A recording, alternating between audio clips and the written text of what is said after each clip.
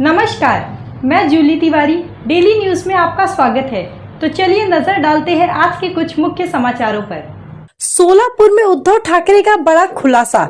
अगर मेरा bag check हो सकता है तो मोदी और शाह का क्यों नहीं? सरकार पर बड़ा सवाल। महाविकास आघाड़ी के उम्मीदवार माणिकराव ठाकरे की विशाल जनसभा में सोलापुर की जनता के बीच पहुंचे उद्धव बालासाहेब ठाकरे ने अपने बेबाक अंदाज में सरकार पर कड़े सवाल उठाए। हेलीकॉप्टर से सोलापुर एयरपोर्ट पर पहुंचे उद्धव ठाकरे का बैग चेक करने की घटना ने सियासी गलियारों में हलचल मचा दी और इस घटना का जिक्र खुद उद्धव ठाकरे ने मंच से करते हुए जनता के सामने सरकार को आड़े हाथों लिया। सभा में मौजूद हजारों लोगों के सामने उद्धव ठाकरे ने सीधे प्रधानमंत्री नरेंद्र मोदी और गृह मंत्री अमित शाह पर निशाना साधते हुए कहा, अगर मेरा बैग चेक किया जा सकता है तो मोदी और अमित शाह जैसे बड़े नेताओं के बैग भी चेक किए जाने चाहिए। ये कैसी सुरक्षा व्यवस्था है जहां विपक्षी नेताओं पर ही सख्ती दिखाई जाती है, जबकि सत्ता में बैठे लोग इस तरह की चेकिंग से बचे रहते हैं। उनकी इस बेबाक टिप्पणी ने सभा में जोश की लहर दौड़ा दी। जनता तालियों और नारों से उद्धव ठाकरे का समर्थन करने लगी। उद्धव ठाकरे ने आगे कहा, यह कोई साधारण घटना नहीं है। ये सरकार की तरफ से एक संकेत है कि विपक्ष को दबाने की हर संभव कोशिश की जाएगी, लेकिन हम झुकने वाले नहीं हैं। महाराष्ट्र की जनता के हितों की रक्षा के लिए हम हमेशा खड़े रहेंगे। उद्धव ठाकरे ने इस घटना को लेकर एक बड़ा सवाल भी उठाया कि क्या ये चेकिंग की प्रक्रिया सिर्फ विपक्षी नेताओं के लिए है। उन्होंने सरकार पर सीधा आरोप लगाते हुए कहा कि अगर कानून एक समान है तो इसे हर नेता पर लागू होना चाहिए। उनकी इस टिप्पणी से शोलापुर में मौजूद कार्यकर्ताओं और समर्थकों में भारी जोश और आक्रोश देखने को मिला। उद्धव ठाकरे की सभा में उनकी बेबाक बातें सुनकर समर्थकों में एक नया जोश भर गया है। उन्होंने कहा कि महाविकास आघाड़ी का यह संघर्ष जनता के अधिकारों के लिए है और किसी भी तरह के दमन का मुकाबला किया जाएगा। ठाकरे के इस बयान ने पूरे महाराष्ट्र की राजनीति में एक नई बहस को जन्म दिया है और अब देखना यह है कि सत्ता पक्ष इस सवाल का जवाब किस तरह से देता है। आजपर्यंत फक्त स्वतःपुरतंच राजकारण केलं, माझ्याशिवाय दुसरीकडनं आमदार येताच कामा नये हे आम्हाला उशिरा कळलं। स्वतः यायचं आणि बाकीचे पाडापाडी करायची, आता यालाच पाडायचं। कारण एक शिवसैनिक म्हटल्यानंतर एक वेगळेपण असतं, हिम्मत आहे, विश्वास आहे, नीतिमत्ता असते, चारित्र्य असतं। या सगळ्यावरती यांनी बोळा फिरवला। गद्दारी फक्त उद्धव ठाकरेशी केली नाही, शिवसेनेशी केली, तुमच्या बरोबर केली, बंजारा समाजाबरोबर केली आणि पुन्हा हे टिकोजीराव मत मागायला मोकळे। मला लाज वाटत होती त्या काळामध्ये ज्या प्रकारचे आरोप त्यांच्यावरती झाले होते आणि हे आरोप झाल्यानंतर ते चौकशी होईपर्यंत मी बाजूला त्याला बसूच शकत नाही। कारण छत्रपती शिवाजी महाराजांना दैवत मानणारे आपण सगळे हे एवढे घाणेरडे आरोप झाल्यानंतर चौकशी करायची नाही। जर पाप केलं नाही ना तर चौकशी होऊ दे ना। पण तेव्हा हे मिंदे माझ्या मागे लागले होते, नाही नाही आपलाय आपलाय आपलाय। अरे म्हटलं आपला असला तरी त्यांनी जर गुन्हा केला असेल तर गुन्हा एवढा वाईट आहे, म्हणलं मी नाही हे सहन करू शकत, म्हणून काढून टाकला मंत्रिमंडळातून। मग त्याच्यानंतर ते मिंदे आणि कंपनीनी यांना साफ करण्यासाठी गद्दारी करून सरकार पाडलं। आणि मला आश्चर्य वाटते भाजपाचं पण, म्हणजे आता मोदी इकडे आले की नाही प्रचाराला कल्पना नाही। आले होते नाही, येतील आणि ते त्याला मांडीवरती पण घेतील। कारण कर्नाटकामध्ये तिथे असाच एक माणूस आहे, प्रज्वल रेवण्णा, नाव ऐकलं ना? अगदी हजारो महिलांची त्यांनी आयुष्य उद्ध्वस्त केली। मोदीजी तेव्हा लोकसभेला तिकडे गेले होते आणि त्यांनी सांगितलं होतं की प्रज्वल रेवण्णाचे हात बळकट करा। कशाला? महिलांवरती अत्याचार करायला। याचे हात बळकट करा म्हणजे आणखीन अत्याचार करेल। हे असं दळभद्रे आमचं हिंदुत्व नाही। आमचं हिंदुत्व स्वच्छ आहे, जे छत्रपती शिवाजी महाराजांनी शिकवलं तेच आमचं हिंदुत्व आहे। आणि मी समाजाशी गद्दारी केली एवढ्यासाठी बोलतोय की तुम्हाला सगळ्यांना कल्पना आहे मधल्या काळामध्ये बातम्या आल्या, तुमच्यापर्यंत पोहोचल्या, या मतदारसंघात पोहोचले की नाही? मुंबईच्या जवळ महाराष्ट्र सरकारने सेवालाल महाराज संस्थेला मुंबईत एक जमीन दिली होती, सेवालाल महाराजांसाठी, माझ्या बंजारा समाजासाठी. ती जमीन सुद्धा यांनी हडपली, ही जमीन पण हडपली. मग कुठे तुमची भक्ती? कशाला तुम्ही करता सेवालाल महाराजांचं गुणगान? नाव महाराजांचं, पण ढापायचं यांनी. आणि मग तिथल्या संस्थेने तक्रार केल्यानंतर मग यांनी सांगितलं असं काही नाही, ज्याला पाहिजे त्यांनी घेऊन टाका. मग हे तुला माहिती होतं तर आधी लुडबुड केलीस का? आता आपलं सरकार आल्यानंतर मी पहिली ती चौकशी करणार आहे, पहिली चौकशी ती करणार. कारण इकडचा बंजारा समाज आहे, गोरगरीब आहे, त्याला काही कळत नाही. त्याला असं वाटतं की हा आपला मसीहा आहे. अरे मसीहा असल्याचं दाखवतोय, पण तुमचा दुरुपयोग करून स्वतःच्या तुंबड्या भरतोय, हे लक्षात घ्या जरा. अशी लोकही, अरे ज्या शिवसेनेने याला 10 वर्ष मंत्री केला, तो शिवसेनेशी गद्दारी करू शकतो, शिवसेना नावाच्या आईशी गद्दारी करतो, तो समाजाशी गद्दारी नाही करू शकत? केलीच त्यांनी गद्दारी. बरं 10 वर्ष जवळपास मंत्री होते ना, काय केलं तुमच्या या वॉर्डामध्ये? काय केलं सांगा? काय एकाचं तरी काम केलं असेल, मला हात वर करून सांगा. हो आमचं काम केलं, मला नोकरी लावली, मला पाणी दिलं, रस्त्याची कामं केली, MIDC आणली, रोजगार आणला. मग मंत्रीपद उभवलं कशाला? 2.5 वर्ष तर मीच मुख्यमंत्री होतो. करोनाचा काळ होता, पण करोनाच्या काळात सुद्धा काही विकासाची कामं आपण अडवली नव्हती. अनेक कामं आज जे बोंबलतायत की हे म्हणे स्थगिती सरकार होतं, जर का मी स्थगिती देऊन अडवून बसलो असतो तर अनेक कामं आपलं सरकार पाडल्यानंतर ज्याची उद्घाटनं दणादणा केली ती कामच झाली नसती.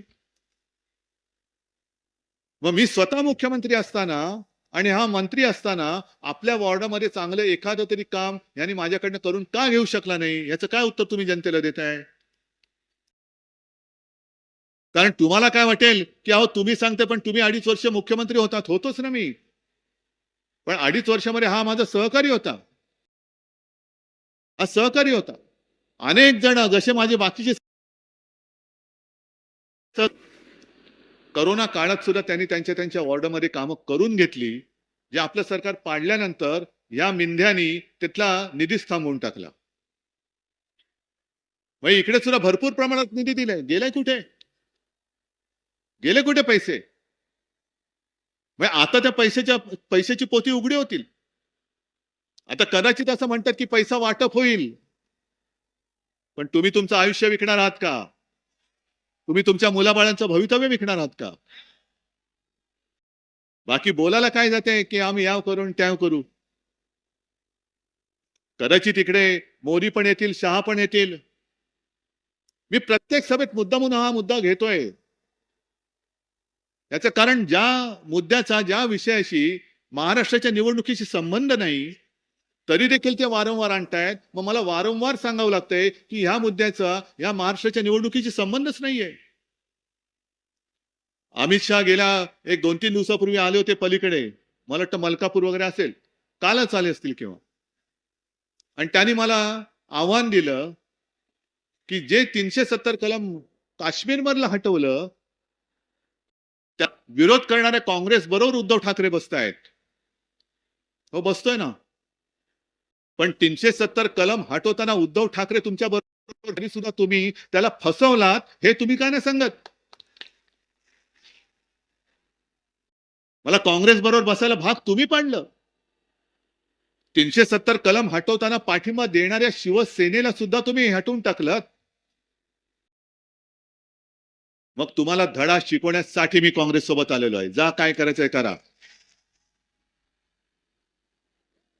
आणि तुम्ही इकडे येऊन 370 कलमची टिमकी वाजवता. आम्ही तुम्हाला सोबत दिलीच तेव्हा, त्याच्यामध्ये तुम्ही बरोबर केलंय आमचं म्हणणं आहेच. पण आज इथे जो काही शेतकरी आलेला आहे, किती शेतकरी आहेत? सगळ्या आनंदात आहात रे बाबांनो. अरे सोयाबीनला भाव नाहीये ना. आपल्या काळात किती होता, आता किती आहे?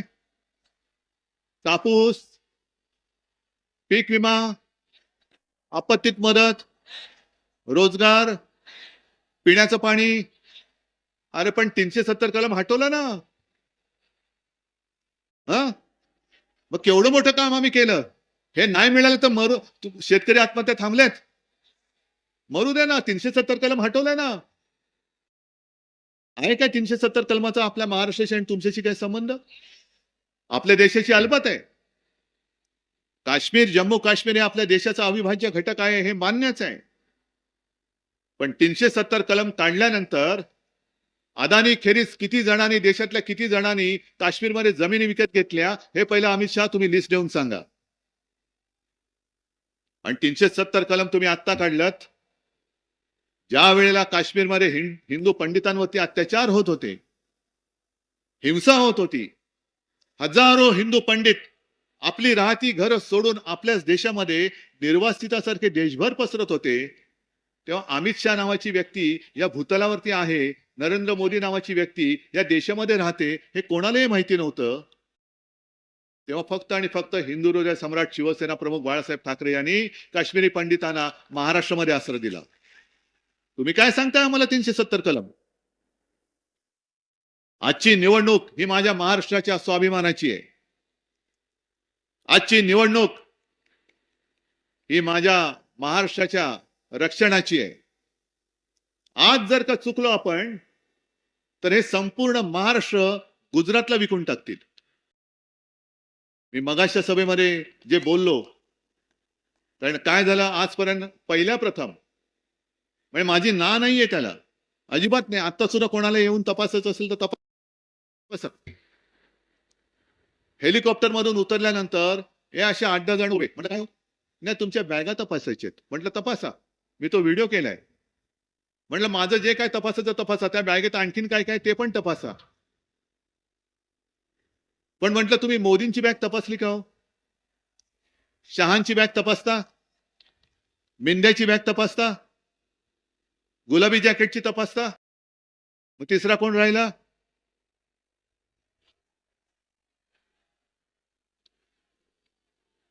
टरबूज. बघा हे असं आहे, निवडणूक आयोगाने माझं शिवसेना नाव हे दुसऱ्याला दिल्यानंतर तुम्ही ज्याच्यामुळे ते दिलं गेलं त्याचं नाव तुम्ही टरबूज ठेवून टाकलं. मग त्यांची बॅग तपासायची की नाही? मग मला त्यांनी कानात सांगितलं, साहेब खरं सांगू, मोदी आणि शहा आल्यावरती बॅग नाही तपासायची, जाताना बॅग तपासायची. कारण इकडे येतात आणि महाराष्ट्र लुटून नेतात, तर जाताना बॅग त्यांची तपासा.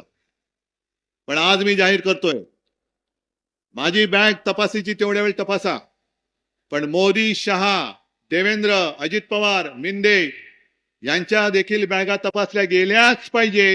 ही आमची लोकशाही आहे.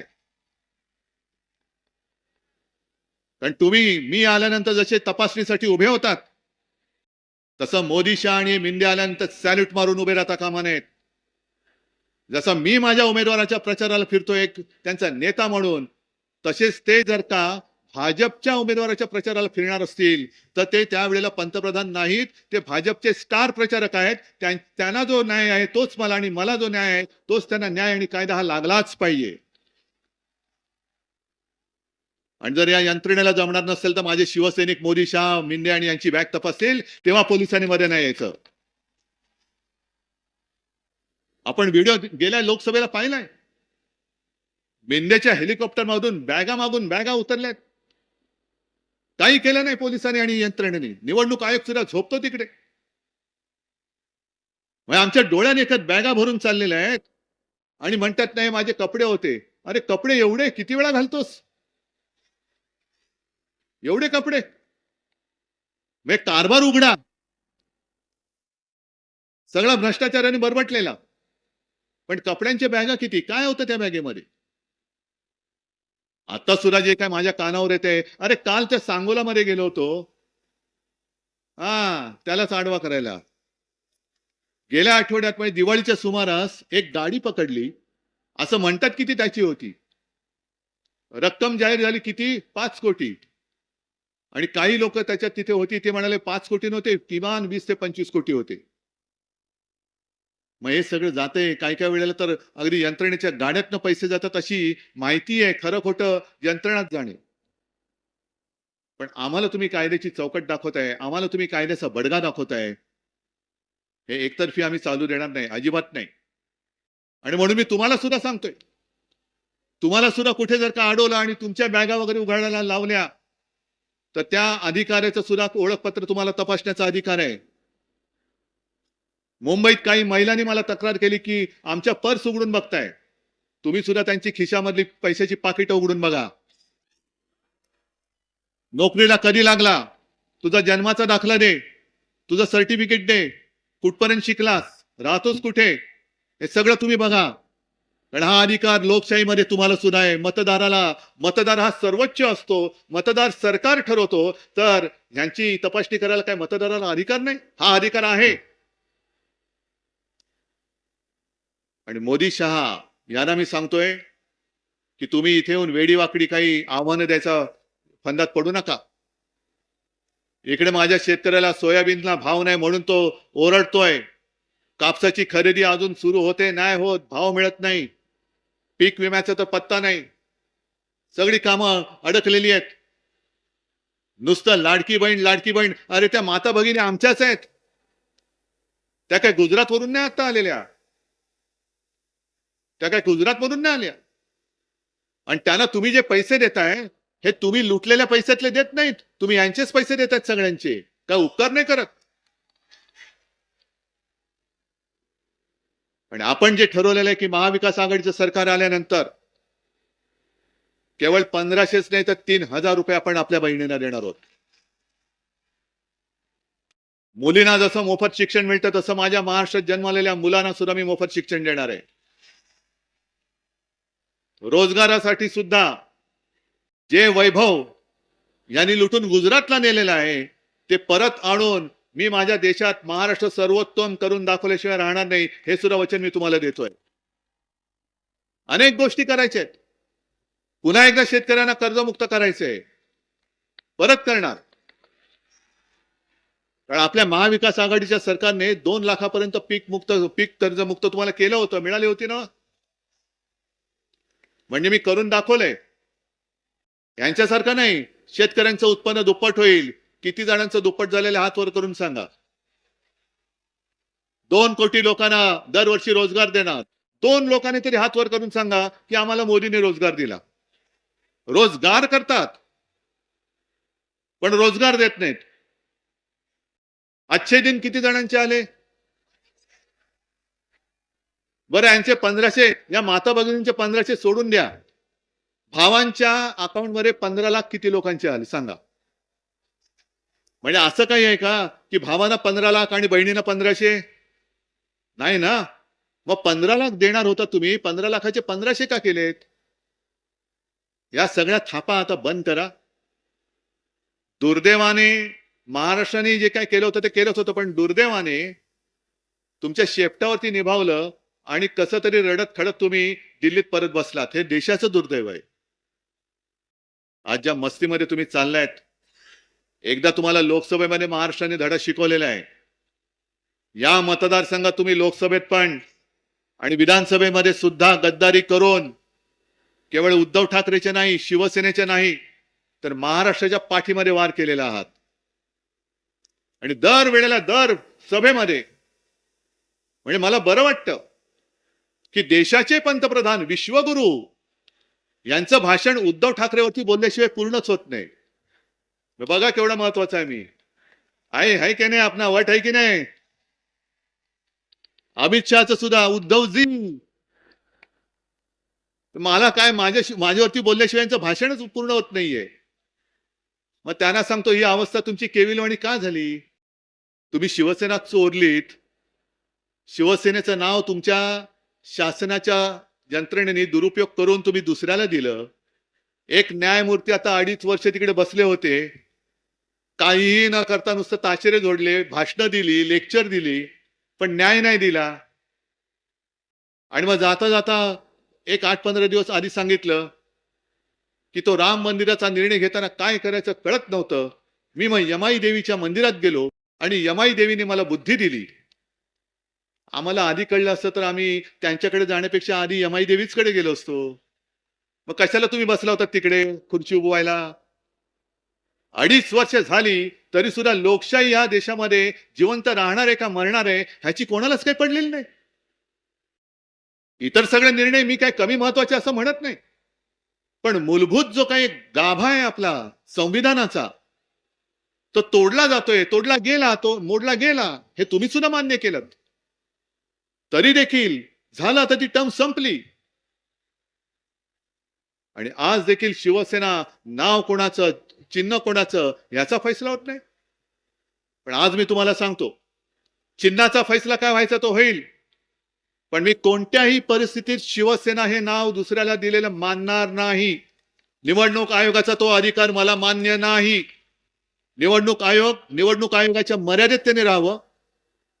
त्यांच्या नियमानुसार आम्ही निवडणुका लढतोय की नाही ते बघावं.